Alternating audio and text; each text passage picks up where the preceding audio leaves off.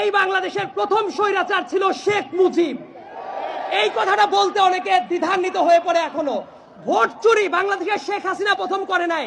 1973 সালের 7 মার্চের ইলেকশনে ভোট চুরি হয়। গুম, খুন, প্রশাসনিক দৌরাত্ম্য, প্রশাসনিক লুটপাট, এই একটা কাজও শেখ হাসিনার হাত দিয়ে শুরু করা না।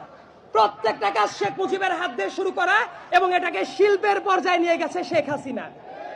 এই যে এত চেতনার কথা বলে, মুক্তিযুদ্ধের চেতনা, অমক চেতনা, তমক চেতনা, মুক্তিযোদ্ধাদের পরে কি শেখ হাসিনা সিম্প্যাথি দেখিয়েছে কখনো?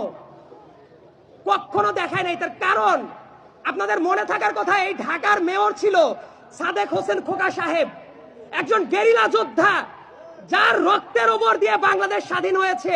সেই সাদেক হোসেন খোকাকে স্বাধীন বাংলাদেশে এসে মরার সুযোগ দেয় নাই ওই স্বৈরাচারী শেখ হাসিনা।